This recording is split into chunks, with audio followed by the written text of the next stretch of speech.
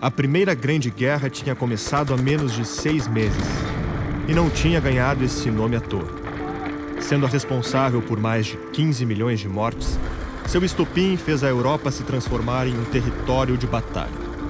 Dentro das trincheiras, os dias eram longos, o inverno era frio e os ataques eram frequentes.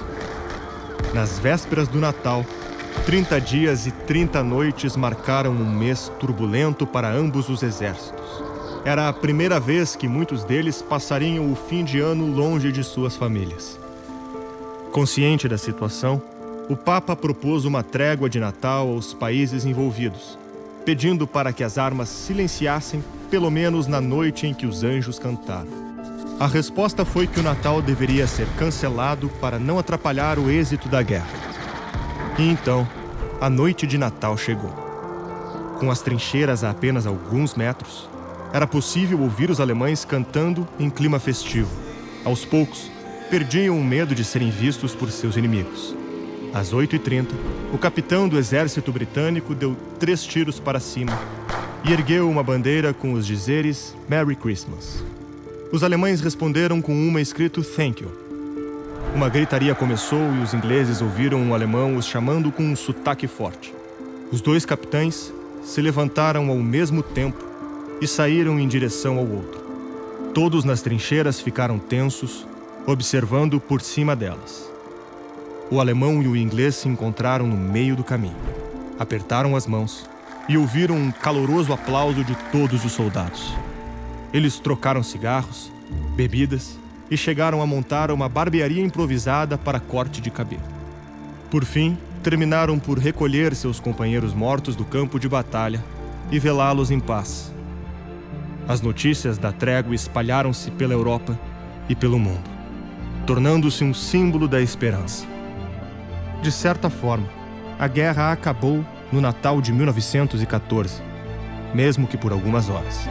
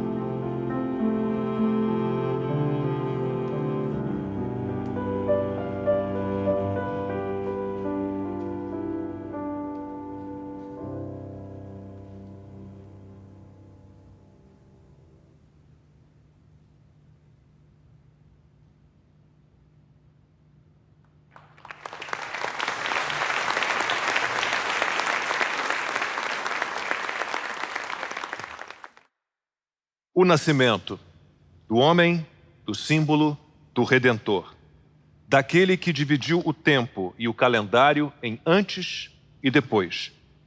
É assim que dividimos os ciclos. Não é o nosso aniversário, mas o dele, que marca o começo de um ano novo, de um novo canto, de um novo vento. E o nascimento se refaz nas nossas vidas. Trazemos a família para perto, o neto para o colo, a árvore para a sala. De frente deste espelho, o nosso espírito se faz presente. Na data mais importante do ano, para a vida, para a família e para o tempo. Bem-vindos, este é o terceiro e último episódio do especial de Natal da Brasil Paralelo. Música, poesia e conversas sobre temas variados, mas importantes. Sejam muito bem-vindos. A gente tem, neste mês de Natal, uma promoção especial para que você se torne assinante da Brasil Paralelo. Você faz uma assinatura, é um presente para a vida toda, e você ganha uma outra. Você ganha uma assinatura de graça para você dar a uma pessoa da qual, claro, você goste muito. Então, assine a Brasil Paralelo, se torne um membro assinante da Brasil Paralelo. Hoje, o nosso tema, nesse terceiro e último episódio, nosso primeiro painel aqui de conversas, é sobre o Natal do dia de hoje. Como é que é o Natal? Será que ele perdeu o seu verdadeiro significado? E, mais uma vez, está aqui comigo Ítalo Marsili, psiquiatra. Também está aqui comigo, conduzindo esses episódios, o pianista Álvaro Siviero. E com a gente, nesse último episódio, como convidados, estão aqui o Thomas Juliano, que é autor do best-seller Desconstruindo Paulo Freire, ele que é consultor historiográfico da série Brasil, A Última Cruzada. Rafael Nogueira, presidente da Biblioteca Nacional, consultor historiográfico da série Brasil, A Última Cruzada. Também aqui Marcos Boeira, doutor pela USP, professor de Lógica Jurídica da Universidade Federal do Rio Grande do Sul, pesquisador vinculado à Biblioteca Vaticana. E também Clístenes Hafner Fernandes, que tem declamado poesias tão lindas para a gente. Ele que é professor do Instituto Hugo de São Vítor, poeta, escritor e professor de Línguas e Artes Liberais. Ítalo, como sempre, começo com você. Tá bom. É a velha história do Machado de Assis, né? Mudei eu ou mudou o Natal? Mudou o Natal? O que houve com o Natal? Como é que é o Natal hoje em dia?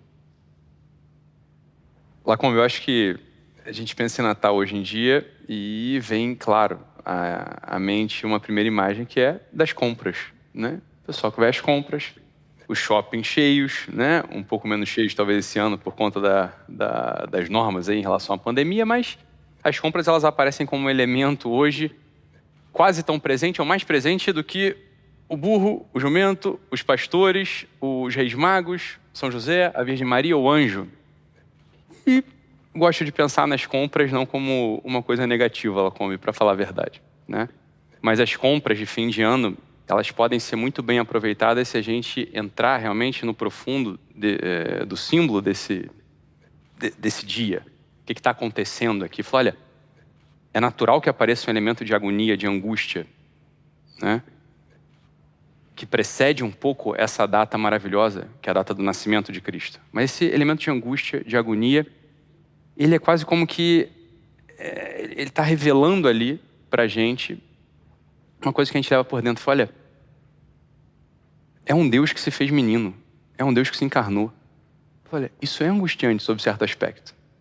Aquele Deus que a gente podia sonhar, né, fosse vir com uma carruagem dourada, ganhando toda a terra com um cetro poderoso. Não, ele se encarnou, ele é um bebê. É um bebê que usou fralda, que brincou, que teve que aprender a falar a partir do cuidado da Virgem, que ensinou para ele as primeiras palavras, as primeiras letras, e São José, cuidando dele, falou, olha, é claro que isso traz uma angústia, uma agonia. Falou, olha, mas esse Deus, que é o Criador, onipotente, onipresente, onisciente, ele está tão pequenininho. Falei, é claro que a gente fica angustiado. E a gente podia pensar, falando, mas a Sexta-feira Santa, né, e o Sábado de Aleluia, eles são são dias mais angustiantes. Falou, não, porque com a morte do Cristo já está anunciada a ressurreição. Mas com o nascimento do Deus, a gente não sabe o que está por vir ainda. Não fosse São José fiel ao anúncio do anjo e não tivesse levado o menino para o Egito, ele teria sido assassinado. Né? E se ele não tivesse regressado depois com o segundo anúncio, a história não se cumpriria. É claro que traz uma angústia. Claro que são momentos, né? Aqueles momentos prévios à noite de Natal são momentos que chamam a gente a um compromisso. A um compromisso de entrar no presépio e assumir um desses olhares que está ali. Tem alguns olhares presentes no presépio. Se a gente for pensar, né? Tem o olhar daqueles pastores que receberam o anúncio e foram ver o que estava acontecendo. Não levaram nada, mas estavam ali presentes, olhando para o menino, olhando para a virgem. Depois tem um segundo olhar no presépio, muito interessante, que é o olhar dos reis magos. Né? Os reis magos, eles foram até o presépio não só como curiosos, mas foram levando elementos de serviço. Né? Incenso para a divindade, ouro para a realeza, mirra para a humanidade perfeita de Cristo. Eles levaram presentes. Essa é uma postura que a gente pode ter diante da realidade. O serviço. A gente pode olhar assim para os nossos filhos, para a nossa esposa, para o nosso marido, para essa realidade que acontece no nosso dia a dia. Depois um outro olhar no presépio que é muito bem simbolizado aqui por essa imagem aqui da terracota, que eu gosto dessa representação do pai, do Deus menino com um lampião. Né? O lampião, a luz, simbolizando proteção. Né? Ilumina e aquece. São José é o grande protetor. Bem, esse é um olhar que a gente pode ter diante da realidade. E por fim, o olhar perfeito no presépio, que não é nem do anjo, né? Nem de São José, que é o pai, mas o olhar da Virgem, da mãe do menino. Olha ali o olhar dela, que belo, que belo. Contemplando, buscando a verdade, olhando para ela. Marta, Marta, tu te preocupas com tantas coisas quando uma só é necessária. Não estava falando dessa Maria, mas da outra Maria, mas vale o olhar. Esse olhar é o olhar perfeito do presépio. É o olhar que não está se distraindo. Ele está indo certeiro, no centro, na verdade, no caminho, na vida. Então, esses olhares, esses 4 olhares que estão presentes no presépio são chamados para a gente também. Qual olhar que a gente vai ter? É claro que as compras de Natal, de algum modo, elas tentam aplacar essa angústia, essa agonia. Mas bem que seja, então que a gente vá comprar o presente para, de fato, dar para nossa avó, para nossa tia, para nossos filhos, celebrando. Né? A gente se unindo misticamente a esses presentes que os reis magos levaram para o menino. São presentes de serviço. Vamos botar aqui o nosso amor nesse presente, querendo celebrar o aparecimento desse que puxa os nossos olhares e a gente ali, né, livremente pode adotar um desses 4 olhares aí. Thomas, para um historiador, vamos lá, o que é o Natal? O que seria o Natal? Bem, primeiro, prazer estar aqui. Acredito sempre que é muito difícil, para não dizer impossível, o deslocamento pessoal, biográfico, de uma análise historiográfica. Então, eu posso sempre responder sobre o Natal a partir da minha própria dimensão biográfica, que evidentemente se associa com o meu chamado vocacional, que é um chamado de ser historiador de Brasil. O Natal evoca o sacrário que foi Nossa Senhora, o Verbo que se fez carne e habitou entre nós. O Natal evoca os profetas do Antigo Testamento. O Natal evoca, evidentemente, as nossas dimensões biográficas, as experiências que tivemos nos nossos natais, na infância, nos nossos momentos mais contemporâneos. Por exemplo, é o primeiro Natal em que a minha filha nasceu. Como eu acredito em vida desde a concepção, é o segundo Natal dela. Mas é o primeiro com ela nascida. Ela terá experiência, ainda que evidentemente com as suas especificidades assimilativas, mas ela terá a experiência de viver o Natal. O Natal para mim sempre foi um momento muito especial de me sentir embasbacado e acolhido na experiência concreta de que, de um modo muito coloquial, Deus me entende. Então, quando se fala de história, o Natal é aquilo que nos divide, porque a experiência de Cristo é um fato histórico. Existe na própria marcação do calendário um antes e depois.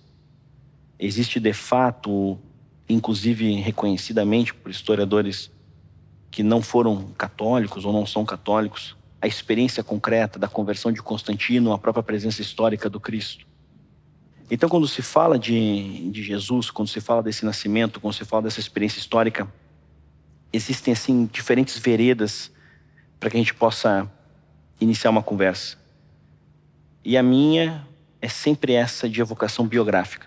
Então eu paro, olho para minha filha na sua circunstância de 10 meses, e eu paro e fico pensando, e esse momento é muito propício para isso, e eu olho, Deus foi assim, Deus quis ser assim. Isaías profetizou que Deus seria assim. Esse Deus nasceu de uma virgem, ele é um verbo. Verbo, aprendemos isso na escola, verbo é ação. Como é que essa ação se apresentou dentro da própria realidade? Então eu olho para minha filha e eu consigo, dentro dessa experiência do Natal, trazer muitas evocações, inclusive a do Thomas, que teve um chamado circunstancial, que é o chamado de ser historiador. E um Natal com uma criança pequena, né? É fora de série, assim. Nesse sentido, eu queria ter 6 filhos e não 2, com certeza, porque teria tido natais ainda melhores do que os que eu vivi ao longo da minha vida toda. Rafael, o que mais você poderia acrescentar a essa história do Natal?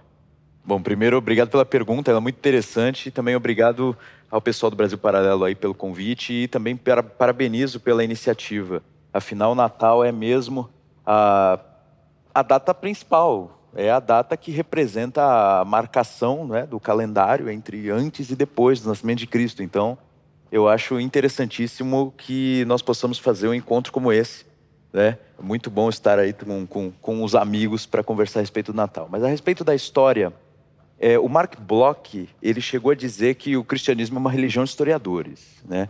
Para historiador.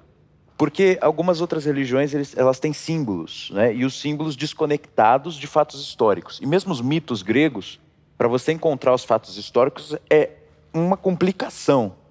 E no caso do cristianismo, não, né? Está muito unido o símbolo com o fato. Então, o próprio nascimento de Cristo, né? A encarnação do Verbo, é algo que aconteceu e, ao mesmo tempo, é algo simbólico, é algo que quer dizer mesmo que Deus nos entende, Deus também é como nós, mas isso aconteceu de fato.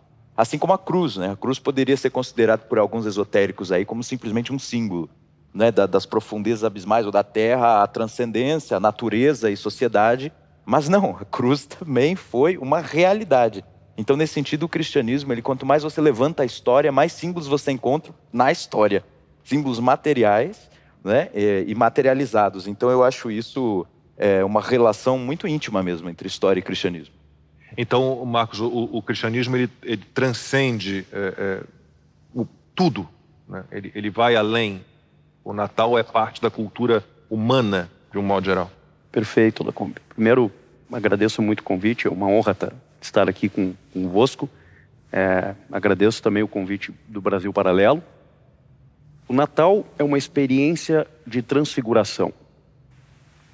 Ou seja, o que é o Natal? O Natal é o encontro entre o tempo e a eternidade. E esse encontro nos traz uma variedade de perspectivas. Não apenas autobiográficas, ou mesmo historiográficas, mas, sobretudo, de uma busca de sentido para a própria história. E essa busca de sentido, ela vem quando nós nos perguntamos como o tempo pode ser visto desde um ângulo externo, uma mediação entre o início e o fim da história. E quando nós prestamos atenção justamente no alfa e no ômega da história, digamos, na criação e na redenção, nós vamos perceber que, no fundo, essa mediação entre o futuro e o passado, ela nos traz uma exigência, mas ao mesmo tempo também um motivo, um sentido. E essa experiência de sentido, nos leva, obviamente, ao modo como o menino, o nenê, né? O bebê e a maturidade absoluta de uma vida humana pode ser vista justamente na chave daquele que, sendo o próprio Deus, se faz homem. O Logos se fez carne. Tá? E essa busca permanente de sentido nos traz também uma perspectiva de alteridade. Uma alteridade que não é só externa, que é normalmente aquela que é, digamos, propagada na cultura de massas, né? Na sociedade do consumo, mas, sobretudo, uma alteração interna, uma transfiguração interior. E uma transfiguração interior que é mediada por uma compreensão meta-histórica da própria vida, ou seja, a vida tem um sentido que não se reduz à própria história, mas também pela estética de perfeição que esse fato histórico, que é o nascimento do próprio Deus entre nós, nos traz. Que é, no fundo, a dimensão da beleza. Como a beleza carrega consigo a beatitude e a verdade. O Natal é a oportunidade da transfiguração interior. E essa oportunidade, ela é recebida em nós na medida em que nós nos colocamos nessa perspectiva de uma busca de sentido que corresponde a uma alteridade interior. É assim que eu veria. Clístenes, para ficar na sua área, nos versos, na poesia, né? De que maneira... Bom, acho que de cabeça aqui eu lembro de vários poetas, grandes poetas, não só brasileiros, mas poetas do mundo inteiro, que escreveram sobre o Natal. E de que maneira a gente vai encontrar o Natal como inspiração na cultura, na arte, de um modo geral. É interessante, inclusive, eu fiquei por último aqui, né, porque a gente fala assim da história e tal, primeiro ali, né, na mente, na alma humana, depois a gente vai para a história e tal, e passa aqui agora por esse tratado metafísica aqui do Marx, né, e fica excelente. Mas o Platão, ele terminava aí a coisa assim, aí ele não sabia fazer mais nada além de contar uma história, um mito, né? Que a gente considera às vezes a história da carochinha, mas é a única saída que nós temos, no fim das contas, para explicar qualquer coisa é a poesia, não é? Perdoem-me os historiadores, mas o próprio Aristóteles diz, né, olha, aqui o que parece mais com a filosofia é a poesia e não a história, certo? Porque a poesia é o que trata do universal, enquanto a história trata do particular. E o que acontece, né? Por que nós temos isso, né? Desde o início, assim, por que nós temos esse na sociedade de consumo? Por que nós temos Papai Noel? Por que afinal nós enfeitamos a casa? Porque tem tanta coisa, certo, que parece estar deslocada assim um pouco do que realmente está sendo celebrado. Acontece que não está simplesmente memorando um fato aqui, uma data comemorativa. Algo acontece mesmo, algo de invisível.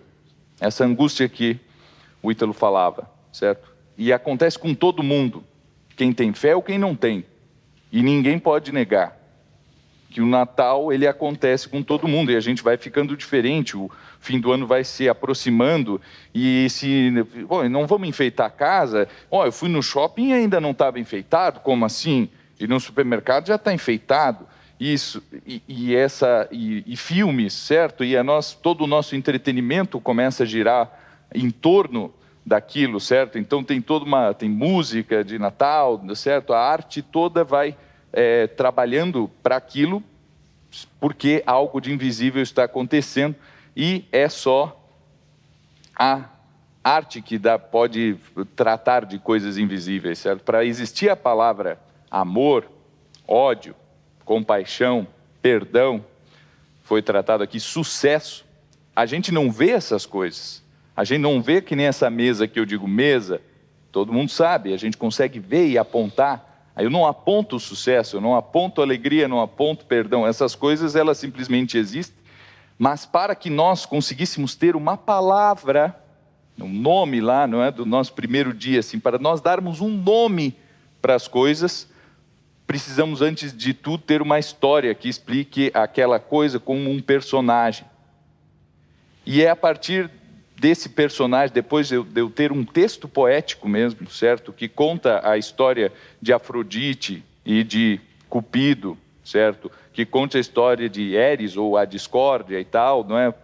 Como um personagem é que eu tenho essas palavras para coisas invisíveis como sucesso, como perdão, como amor, como ódio, tudo isso.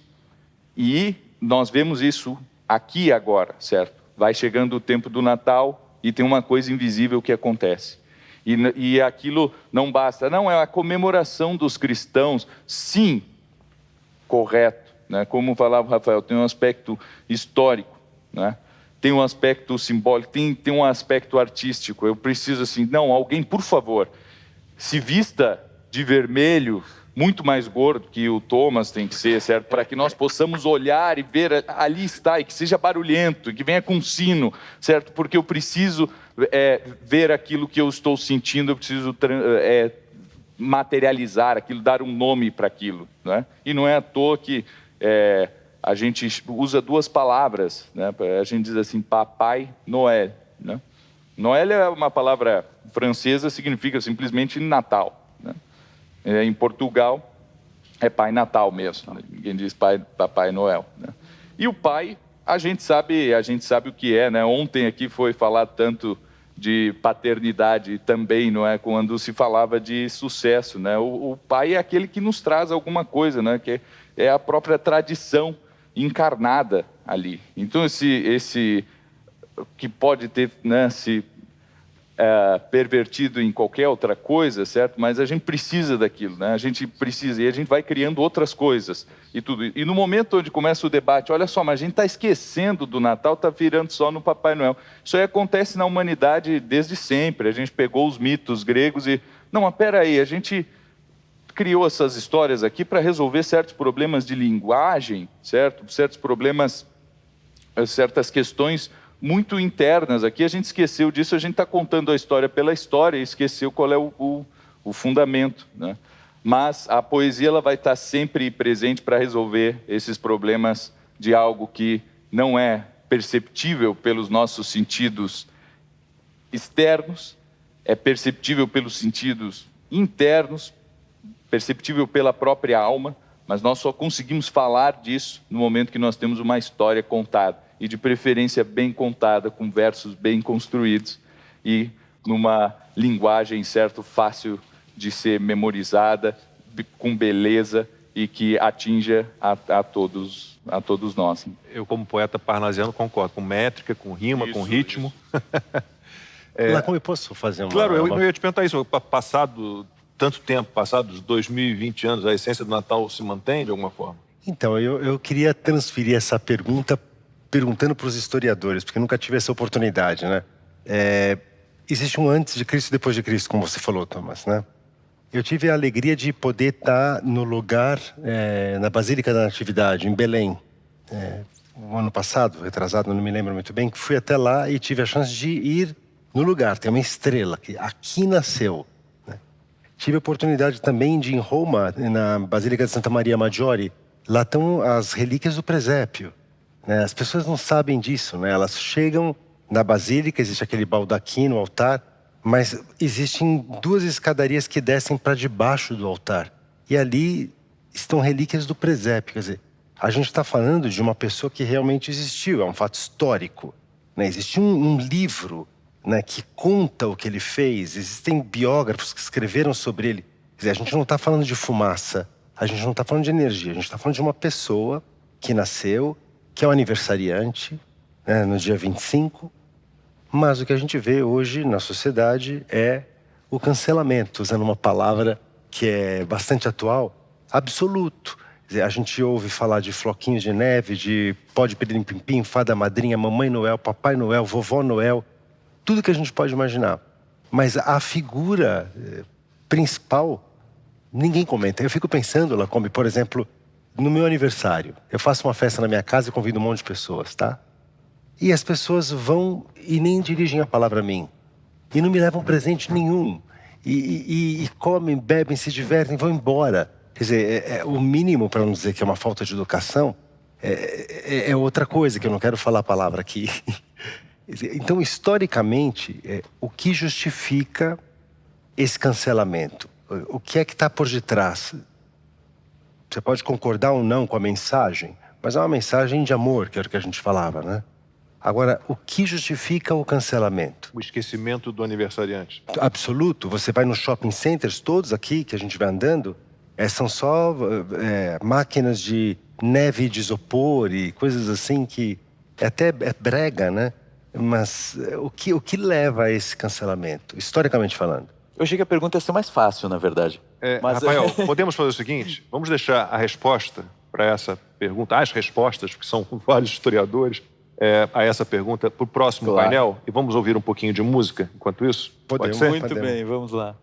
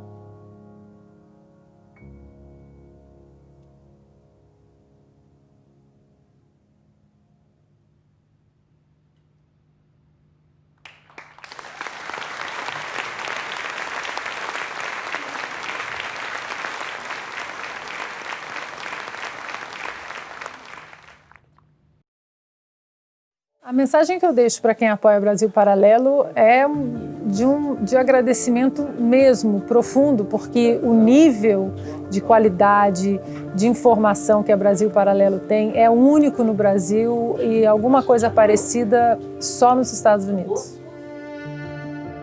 A melhor solução para o Brasil é dar um pouco de Brasil para os brasileiros. E uma vez que eu levo essa frase para a minha vida, eu diria, continuem financiando o Brasil Paralelo, porque ela dá um pouco de Brasil para os brasileiros, para que a gente possa pensar em um Brasil um tanto quanto diferente. Olha, eu espero, sinceramente, que o Brasil Paralelo, no ano que vem, amplie sua base de assinantes, né? Que bata aí 1 milhão de assinantes, sei lá qual que é a meta de vocês, para que essa mensagem de esperança, de informação, sobretudo na maior parte do ano, mas de esperança, mas sabendo que é por um propósito maior, que é para o propósito de levar essa mensagem de informação e de uma retomada de um espírito patriota, por assim dizer, para todas as gerações para frente. Não é só uma questão de investir para o seu ganho pessoal, porque tudo isso passa. Quando nós morremos, nós vamos de mãos vazias para o caixão. Mas o que você fez com esses talentos? Se você investiu em uma iniciativa séria, que vai trazer frutos espirituais e intelectuais, não só para a nação, mas para a humanidade, você está usando bem esses talentos. Essa qualidade eu tenho certeza que vai continuar melhorando e vai possibilitar que a Brasil Paralelo cumpra o seu grande objetivo de promover reflexões e de trazer verdades que estão sendo, digamos assim, escondidas, postas de lado.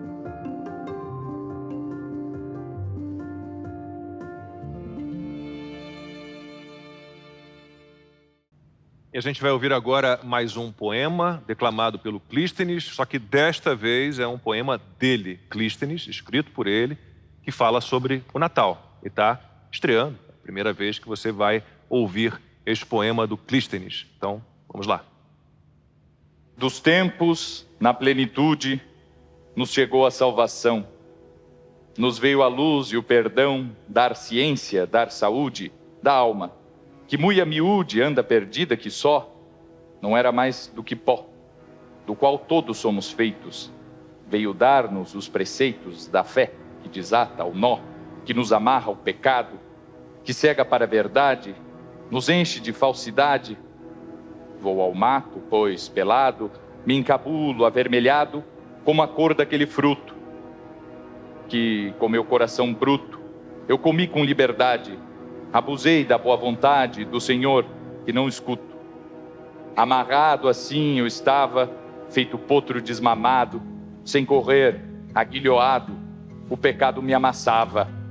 Eu não sabia onde andava, meu Deus, meu Salvador, até que um dia um pastor, ou mais de um, ouviu cantar, somente por nos salvar, a vinda do Deus de amor. E foi em buraco no chão, que naquele tempo usavam para o gado que tocavam, e São José, o artesão, que já pela profissão sabia lidar com tudo, da vida já tinha o estudo, resolveu tudo o que havia para o filho de Maria, São José, sonhador, mudo. E o menino foi parido, num parto sem grito ou dor, pois a mãe do puro amor já havíamos ouvido. Por ter seu ventre escolhido, do pecado foi poupada. Nossa mãe, imaculada, por quem a salvação veio, habitar em nosso meio, a vida, a verdade, a estrada.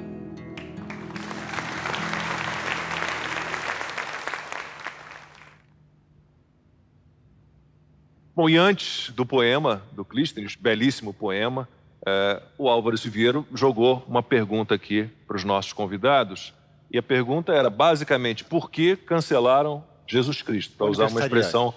né? O aniversariante. O aniversariante. O Natal não foi cancelado, ele mudou de cara, né? E a gente recebe agora Paulo Cogos, que aliás é ídolo dos meus filhos, os dois são libertários, né? Gostam muito do Cogos, conheci o Cogos por intermédio dos meus filhos, acho seus vídeos maravilhosos, e aprendo muito, me divirto muito com você. Então já jogo essa batata quente aí para você, né? Por que o aniversariante foi cancelado? Cogos. Em primeiro lugar, obrigado pelo convite, Lacombe. É uma honra estar participando aqui do Brasil Paralelo, justamente num tema tão importante, tão essencial para resgatar a cristandade, a raiz cristã brasileira. Agora, por que cancelaram o aniversariante no dia do aniversário dele, né?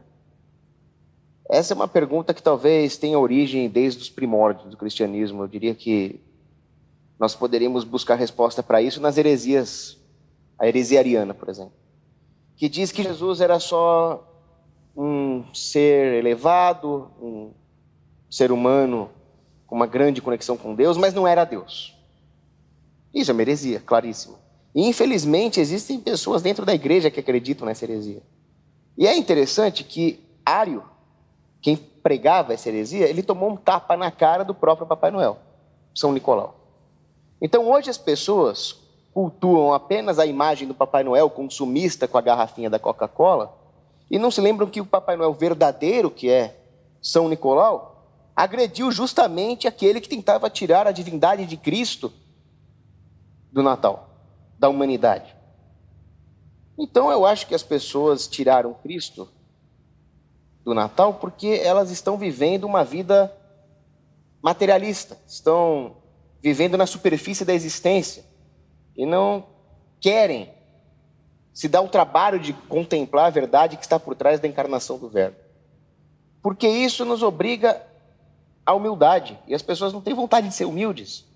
Elas querem ser o centro das atenções, elas querem primeiro ganhar presentes, depois elas querem brilhar na festa de Natal, e esquecem que quem tem que brilhar é o aniversariante, porque ele veio nos trazer uma mensagem. Ele veio nos trazer uma mensagem de que Deus ama a humanidade o suficiente para se fazer frágil por ela. E aí eu me lembro de um poema de José de Anchieta, que é uma das figuras basilares aí para a nossa cultura brasileira, e seria muito importante para o brasileiro resgatar a cristandade brasileira. Então, José de Anchieta dizia o seguinte, né? Ó menino de Belém, se sois Deus da eternidade, quem o fizeste desta idade?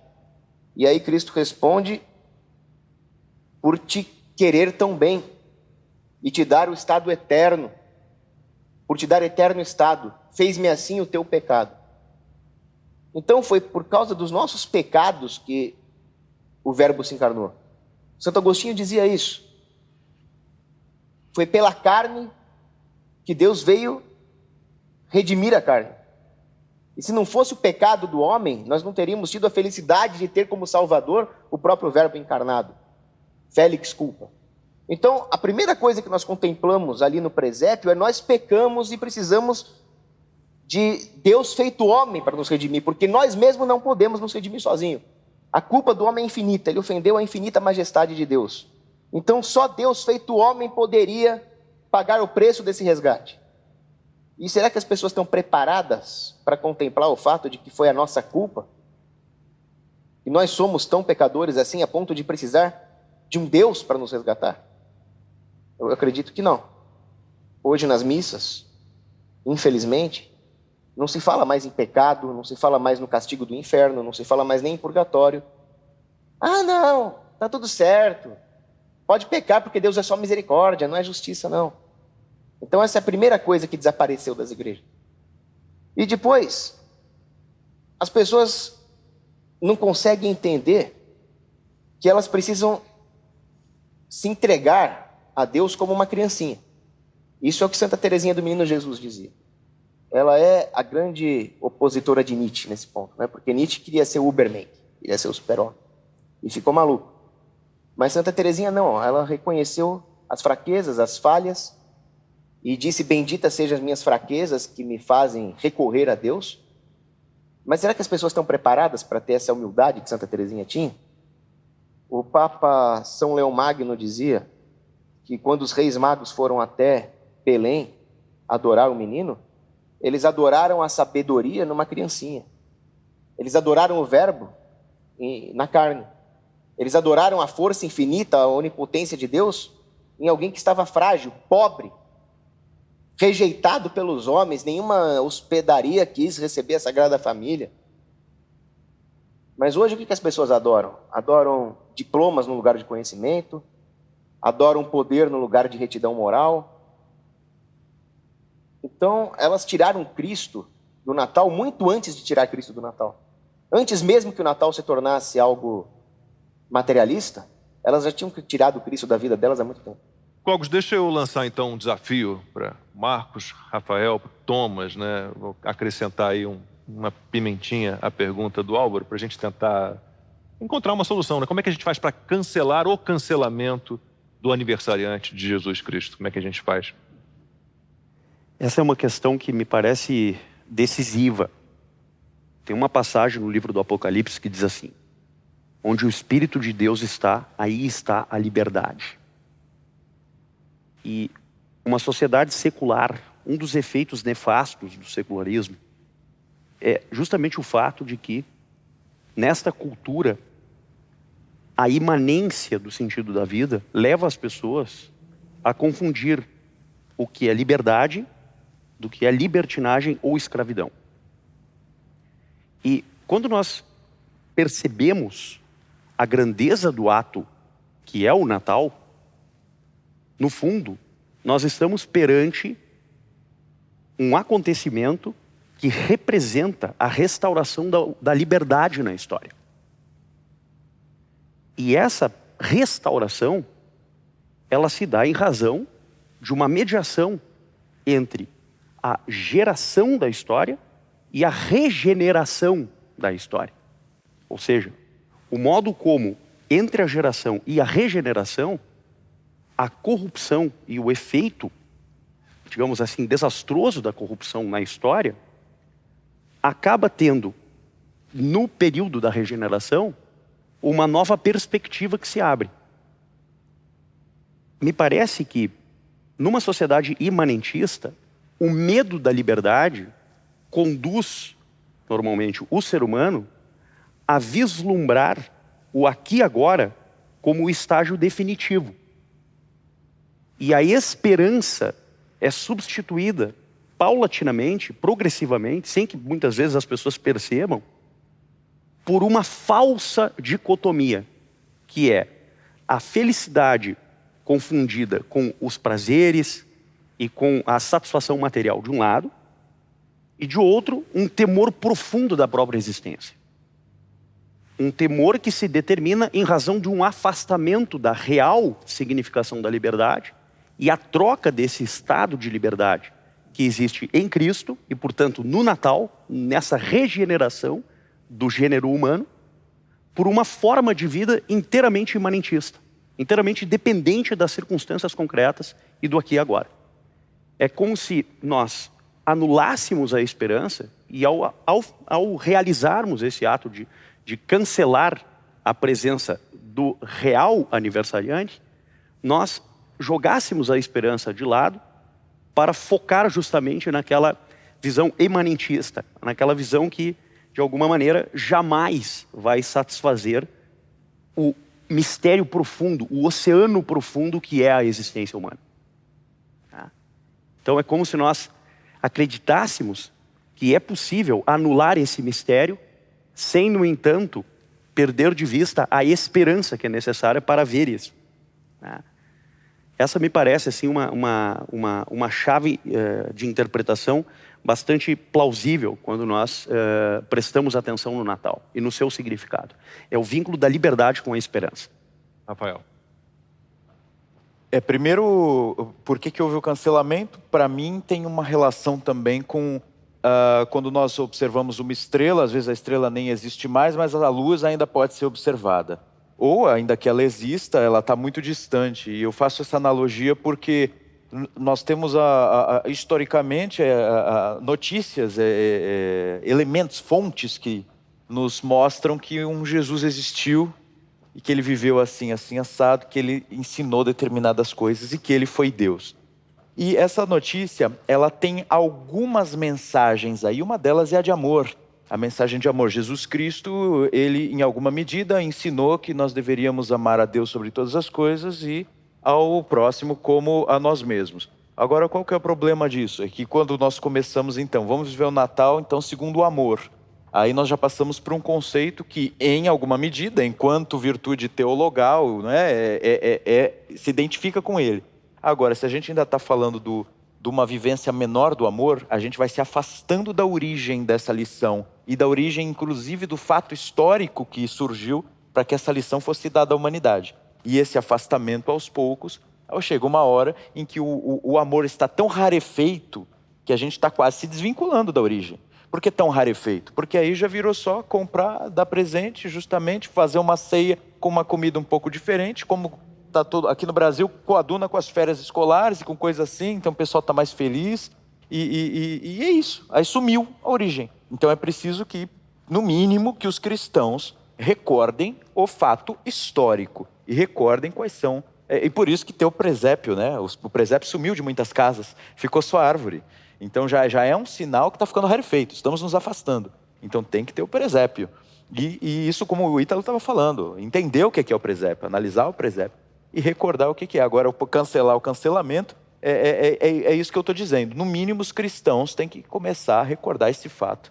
E eu acho que o presépio uma das possibilidades da gente lembrar desse fato, inclusive de suas mensagens. Antes de passar para o Thomas, eu vou rodar então dessa maneira assim agora, e aí você pode falar um pouquinho disso, porque a pergunta que eu vou fazer para todos agora tem a ver, claro, com a mesma, né, questão que o Álvaro trouxe, né? Qual é o Natal que vale a pena ser vivido, Ítalo? Depois o Thomas responde. Pergunta maravilhosa, e eu acho que a resposta, mais uma vez, sem querer ser repetitivo, né, mas está aqui do nosso lado, está aqui na minha esquerda. E voltando um pouco ao assunto, que eu acho que uma coisa completa a outra, né? Existem algumas coisas que pegam bem, né? Quer dizer, um sujeito forte, essa é uma virtude que pega bem. O sujeito é forte, o sujeito é inteligente, é uma virtude que pega bem também, né? Só gosto de ser reconhecido assim, né? Sou forte, sou inteligente, né? Perspicaz, engraçado. Olha, tem até desvios morais que pegam bem, né? Que viraram piada. Por exemplo, preguiça, né? Uma preguicinha, vamos ficar de preguicinha. Você não pega mal você falar que você tem uma preguicinha de vez em quando, né? Agora, tem uma virtude que é de fato uma virtude, que ela está muito esquisita hoje em dia, que ela é sinal de fraqueza, às vezes isso é uma deturpação muito grave, que é a humildade. Né? Quer dizer, a humildade é uma virtude. Esse bebezinho aqui do nosso lado, ele é o Deus, né? E é absolutamente humilde. Num lugar absolutamente humilde, recebido entre ruínas, aquecido por animais, nos braços ali do seu pai, da sua mãe, daqueles ali que foram visitá-lo, mas é absolutamente humilde. A humildade é uma virtude muito grande daquele sujeito que entendeu mais ou menos que a vida nesse mundo é um tipo de serviço, né? Um tipo de serviço. Falou, olha, aquele que quiser ser o maior, né? Não é assim que fala? Aquele que quiser ser o maior, vai lá e serve aos outros. Assim se mostra uma grandeza do desprendimento, assim se mostra uma grandeza daquilo que é próprio do ser humano. Falou, olha, eu estou aqui para servir aos outros. Falou, estou aqui para quê? Para querer ficar provando, né, o quanto que eu sou bom, o quanto que eu conheço, o quanto que eu conquisto, etc. Olha, isso aí, o vento bate e vai embora, a traça come, isso aí some agora. Aquela relação que se estabelece, sem querer ficar fazendo poesia, Cristian, mas aquela relação que se estabelece no amor, né, se olhar para uma pessoa e falar assim, cara, o que o sujeito está precisando, né? Estou aqui, né, vamos servir. Você se diminui. Você se põe como um tapete para a pessoa poder pisar e seguir adiante. Fala, olha, esse é o Natal que vale a pena ser vivido, me parece. Né? Um Natal no qual o grande exemplo, né? a grande cátedra, a grande cadeira, né? Está aqui do nosso lado, no presépio. Fala, olha, esse é um Natal que vale a pena ser vivido na nossa família, né? Nosso ambiente de trabalho. Aprender, né? Essa coisa que às vezes também pega um pouco mais. Aprender de quem pode ensinar para a gente. E aqui do lado tem, né, toda uma disciplina mais rica do que qualquer disciplina de doutorado, de pós-graduação. Olha, aqui tem uma imagem muito mais rica do que qualquer coisa que você possa conquistar. A informação acadêmica está aqui do nosso lado.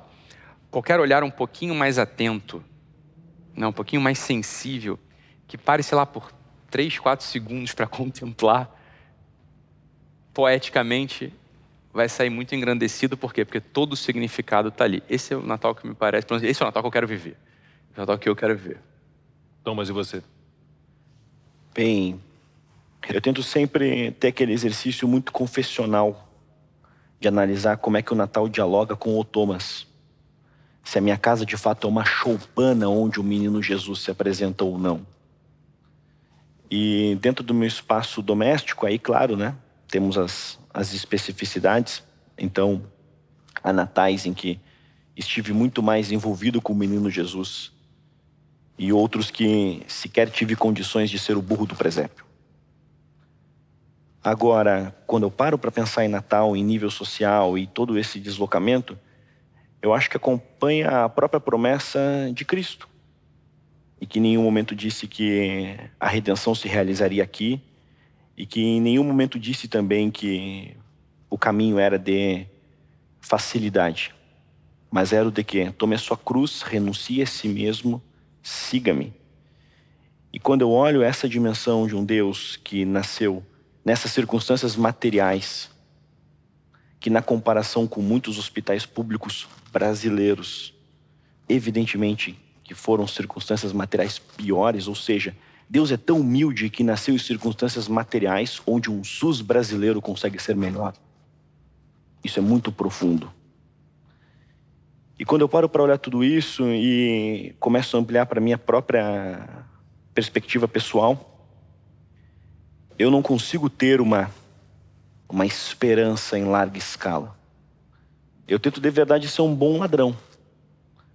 Eu tento de verdade ser aquela pessoa que, quando ocorrer ali o meu último suspiro, o meu último instante, eu quero estar preparado para receber aquela visita. Então, Santo Agostinho nos ensina, e o Paulo Cogos fez referência a isso, sobre como o nascimento de Cristo ressignifica a queda de Adão. Como acabamos, por mais que isso nos desloque, né? Como o nascimento de Cristo nos reaproxima dentro de uma concepção humana muito maior do que o homem que cai. Independentemente de como o resto esteja. Eu não quero ser como o publicano. Eu não quero ser como uma pessoa que acusa o publicano. Eu quero ser necessariamente a pessoa que estaria na sua casa prostrada e dizendo: Senhor, minha vida é assim, assim, assim, assim, mas aqui eu quero ter um presépio digno para recebê-lo. Então essa é a minha dimensão pessoal. É muito difícil conseguir parar e responder em uma pergunta tão profunda como a que o Álvaro fez, em que você lida com tantas cadeias de problemas, com tantas situações, com tantos processos que tocam especificidades de países, circunstâncias, confessionalidades, biografias, etc. Agora, existe aquela individualidade, porque, como o próprio Cristo disse, você será reconhecido enquanto um nome. Quando eu chegar aí, se eu chegar no céu, no purgatório, no inferno, Deus irá dizer Thomas, Deus não irá dizer brasileiro, coletividade, Paulo Freireano. Não, Deus dirá Thomas, e aí? Não é verdade? Paulo Cogos, qual o Natal vale a pena ser vivido? Acho que tem duas dimensões que nós devemos tratar sobre isso. Uma delas é o seguinte: tem um autor que chama Henry Van Dyke, ele escreveu um texto chamado O Outro Rei Mago. Além dos três que nós já conhecemos, ele escreveu a história de um rei mago chamado Artaban. E o Artaban, ele queria buscar a Deus. Ele queria buscar a verdade, o bem, a beleza absoluta. E ele tinha certeza de que essa busca teria um fim, que essa busca seria recompensada, que não existiria algo como uma eterna luta entre luz e sombras, porque isso seria uma religião sem esperança. Então a ideia de que essa busca dele teria um fim é a ideia da esperança cristã, e é o que Cristo nos traz na encarnação, um mundo que estava nas trevas do pecado, e finalmente essas trevas chegam ao fim com a encarnação do Verbo. Por isso que Maria é chamada de estrela da manhã, aquela que anuncia a grande luz, que é o sol, que é Cristo. Então, a primeira coisa é que o Natal nos mostra que essa busca tem um fim. Agora, como que Artaban viveu esse Natal? Ele, por vários motivos na história, ele acaba se atrasando e não consegue acompanhar os três reis magos e não consegue chegar a Belém para adorar o menino.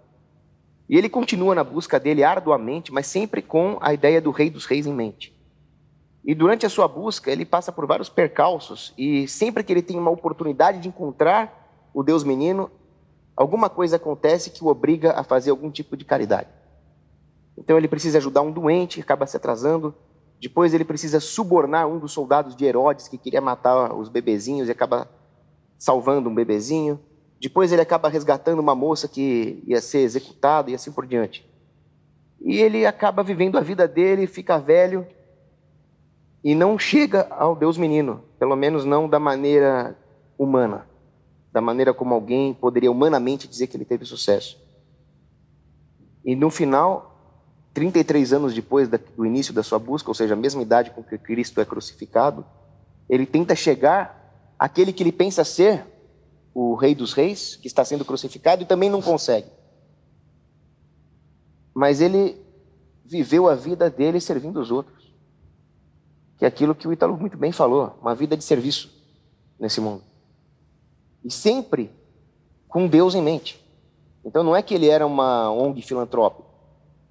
Ele era alguém que fazia o bem com Deus em mente. E quando ele morre, ele encontra o Rei dos Reis, que é o que importa. No resto da eternidade dele, ele estará com o Rei dos Reis. Então, além da caridade, além de um Natal que não é uma busca legalista por cumprir uma série de preceitos, mas é viver a caridade. E aí o próprio Van Dyck começa o texto dele com um pequeno poema em inglês que fala justamente isso. Aquele que quiser buscar o caminho sozinho, simplesmente cumprindo uma série de preceitos, não vai conseguir. Mas aquele que, vivendo o amor, acabar se extraviando um pouco do caminho, esse acabará sendo glorificado. E ao mesmo tempo nós temos que ter Jesus em mente, porque ele nasceu em Belém. E Belém, Bethlehem, significa casa do pão. Porque Deus também se fez pão na Sagrada Eucaristia. Então é um Natal que tem que ser vivido com o serviço ao próximo, com a caridade, mas também com o cumprimento dos preceitos cristãos, também com a frequência à Santa Missa, em estado de graça, confissão, seguida da comunhão. Então eu diria que essa é a maneira de viver o Natal. Marcos, a mesma pergunta. Qual Natal vale a pena ser vivido? Perfeito. O Natal que vale a pena ser vivido é o do encontro com Jesus, com o Verbo de Deus. Quando nós olhamos o presépio, nós percebemos que toda a criação, todas as espécies, todos os gêneros concebidos e criados, produzidos por Deus, se encontram com o Verbo. Os animais, os seres vivos em geral, os seres humanos, os anjos, mas também aquelas figuras que representam o ponto culminante do exercício humano. Na figura do poder temporal, os reis, e da autoridade espiritual, os reis magos. Ou seja, há uma rica e complexa rede de significados no presépio, que leva ao encontro de todos os seres criados com o próprio verbo, com a própria palavra, o Logos que ali se faz carne. E essa mediação que existe entre o Natal e a cruz, na Páscoa, representa a totalidade do sentido do gênero humano. No Natal, a origem e a possibilidade da redenção. Na cruz, o sentido de vida e o sentido que é dado ao sofrimento e à humilhação. O encontro entre a cruz e o nascimento, ou vice-versa, mutatis mutandis, da origem com a finalidade da vida humana, mostra a riqueza e a complexidade da presença de Deus entre nós.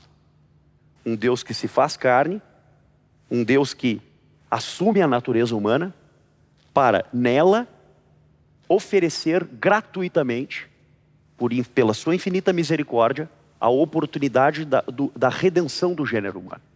A oportunidade da aquisição de um sentido de vida que, no Natal, se manifesta de maneira absoluta.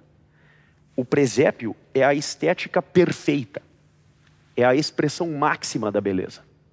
Porque ali nós percebemos que o gênero humano tem, a partir da constituição do presépio, a oportunidade da redenção, a oportunidade da regeneração, a oportunidade do encontro com a palavra que é a verdade. Rafael. Eu lembro do Josué Montelo, que é um antecessor do meu cargo. Ele foi diretor-geral da Biblioteca Nacional. Ele dizia que o Natal bem vivido é o Natal que se vive como criança. E é muito interessante porque a figura justamente central do presépio é a criança.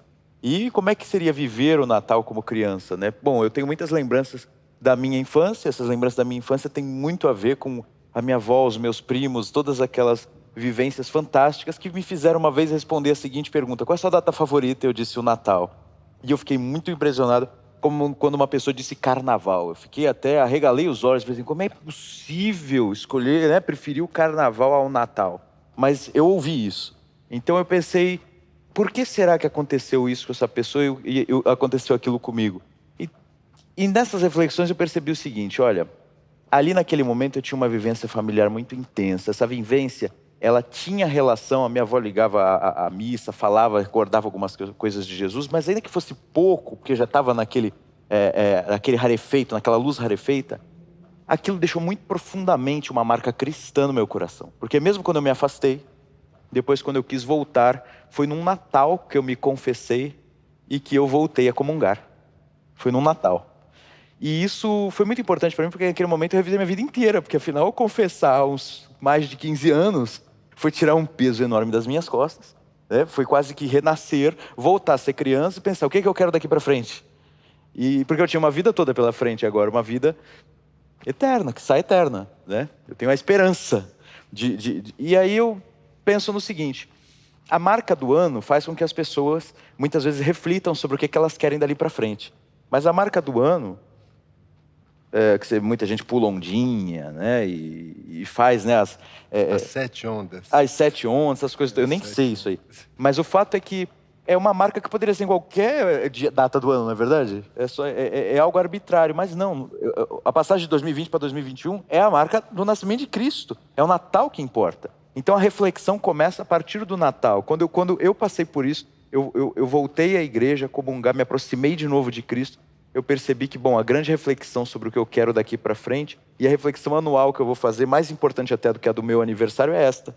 Porque essa está vinculada justamente com a minha vida eterna. Então, eu acho que é um Natal que tem todos esses componentes. Como dizia Aristóteles, não basta você falar, o que mais importa no ser humano é a vida da inteligência. Não basta também só falar, só as pessoas que só busquem, né, a igreja e Cristo. Não, há muitas manifestações e buscar a igreja e Cristo é fazer com que isso reverbere, com que isso, digamos assim, ecoe e faça com que você consiga ter um Natal na sua vida privada e familiar interessante, e ao mesmo tempo que não esqueça que, embora você tenha lar, foi justamente um desabrigado, né? Foi num desabrigado que Deus se fez carne, então é preciso também olhar para aqueles necessitados, e daí eu acho que a caridade, né, o amor, consegue se expressar melhor. Então, unindo, né, essas reflexões privadas, familiares e todo esse esforço para fazer com que o amor se expanda, eu acho que a gente vai ter um Natal melhor e, inclusive, olhando para a eternidade neste, eu sou uma criança, sou humilde, como disse o Ítalo, mas tenho toda uma vida pela frente. Eu acho que esse é o momento de aproveitar o Natal. Álvaro, antes de você tocar mais uma música pra gente, responde aí, qual é o Natal que vale a pena ser vivido? Eu penso numa partitura. Eu sabia. Porque... Não, uma partitura é um papel com um monte de notas. A 9ª Sinfonia de Beethoven é um papel com um monte de notas. Aquilo não tem vida. Então, a finalidade do artista é justamente estar num polo da composição, o compositor no outro polo, o intérprete, para recriar isso. Não é reproduzir, é recriar, é dar vida àquilo, né? Então, a única forma de a gente dar vida a essa data é um significado profundamente espiritual, que não há outro. Não há necessidade de um presente, né? Você pode dar um presente, mas dá o presente para o aniversariante, né? E acho que o presente que o aniversariante quer é que você se aproxime dele.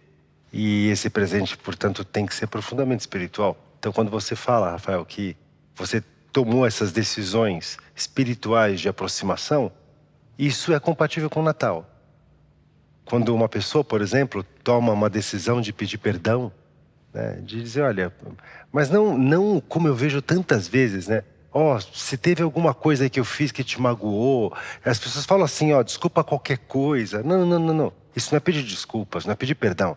Eu queria pedir perdão porque ontem eu falei isso para você dessa forma. Se a gente faz um ato desses, que é um ato eminentemente espiritual, né, se a gente reza...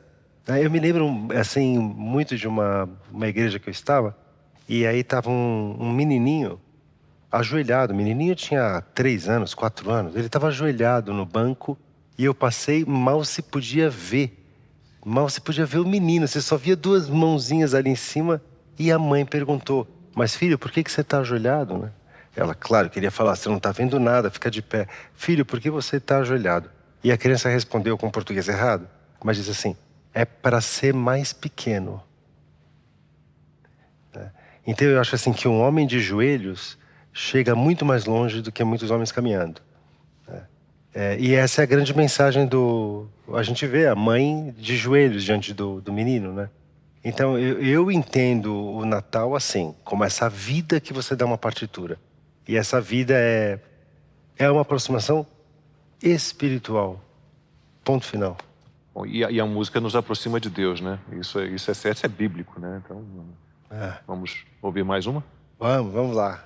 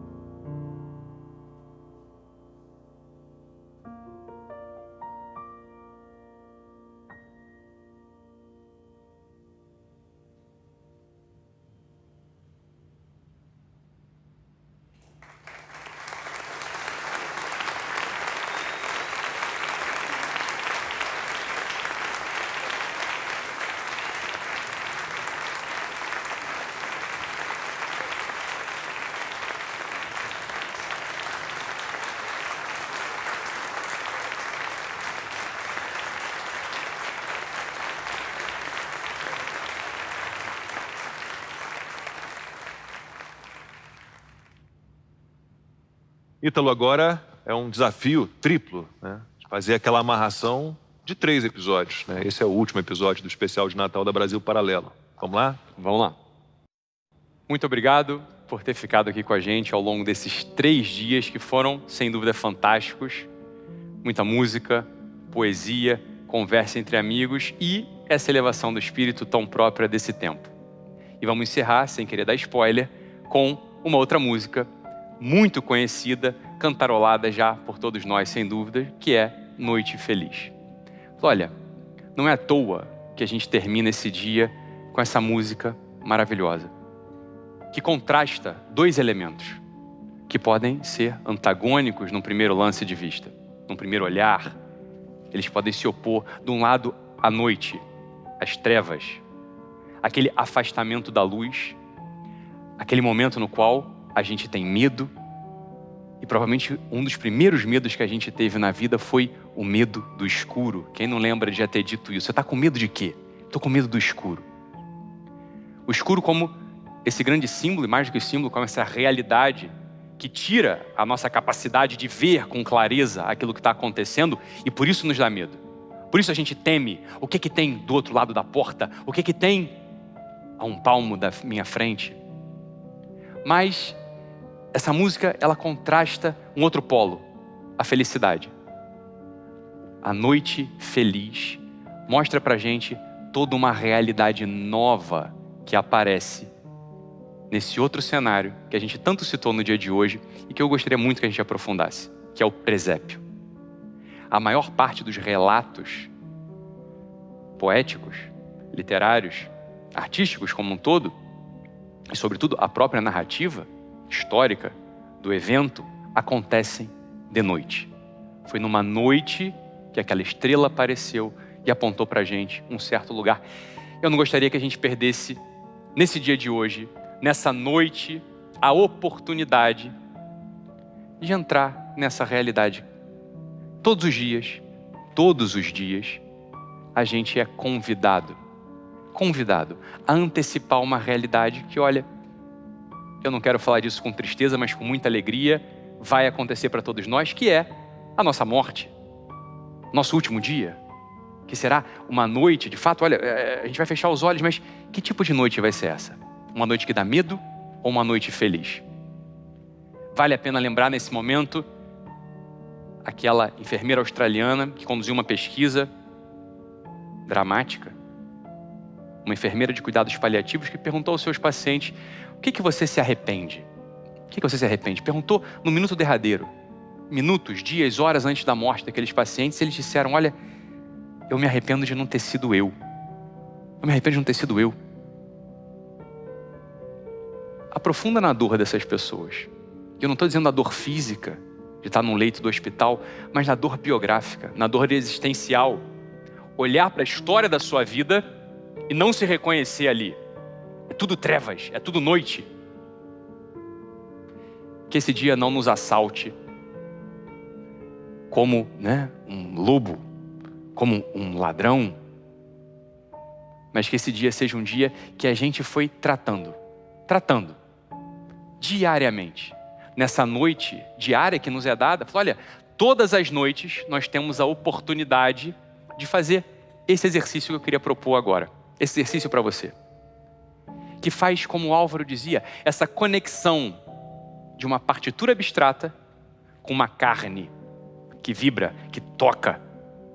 Olha, como que a gente articula os bons propósitos? Eu sei que você tem bons propósitos, eu sei que você não quer ser um crápula, não quer ser uma pessoa que só faz besteira, eu sei disso, é óbvio.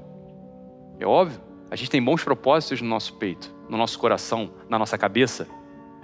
A gente quer fazer o bem, a gente não quer fazer o mal, e no entanto a gente faz aquele mal que a gente não quer.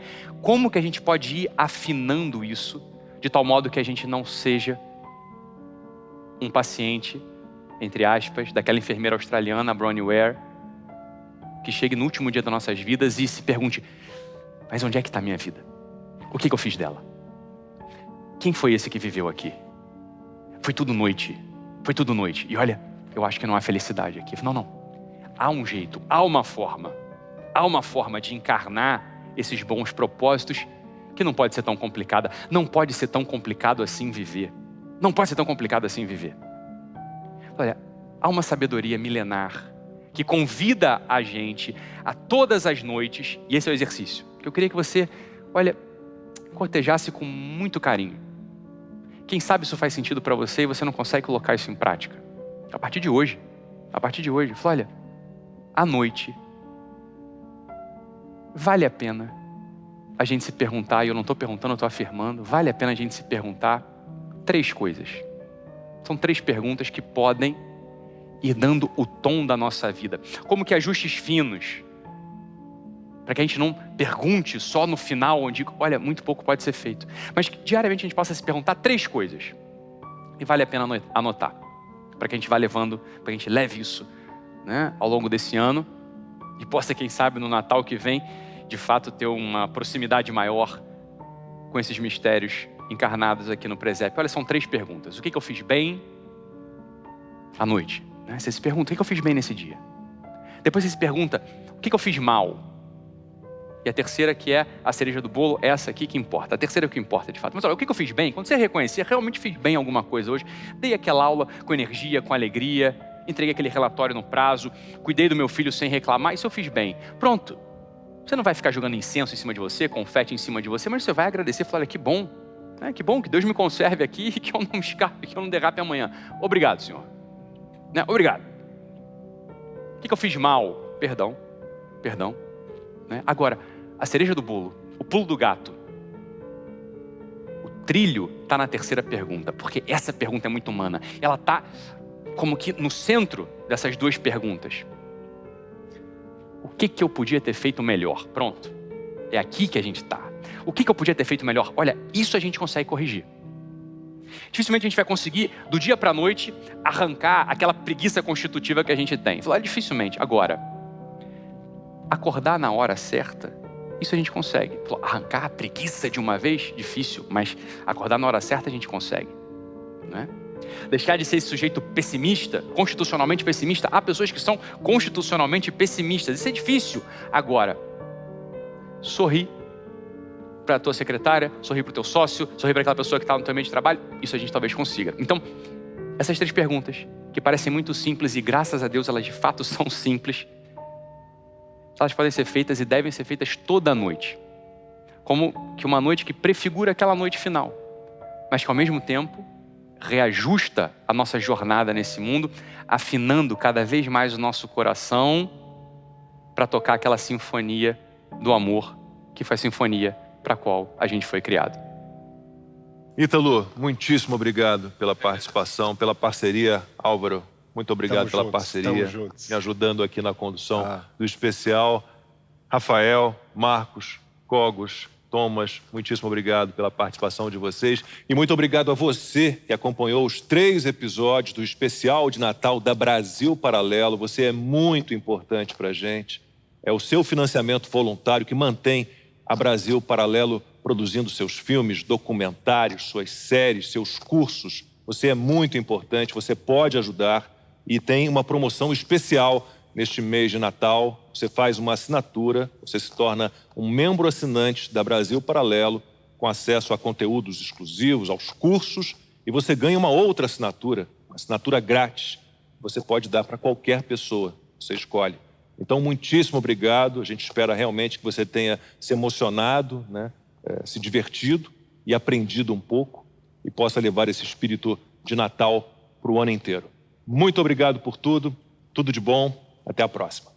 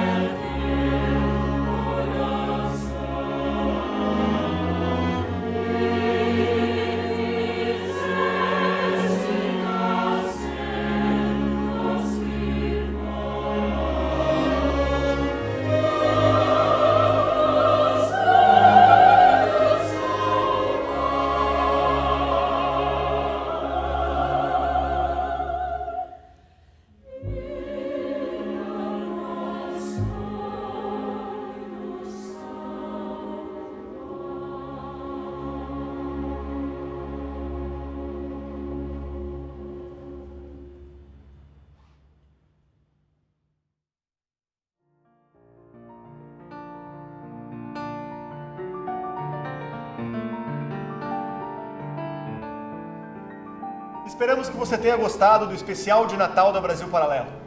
Esse especial envolveu mais de 200 pessoas na produção para que a gente conseguisse resgatar com o maior impacto possível o verdadeiro significado do Natal.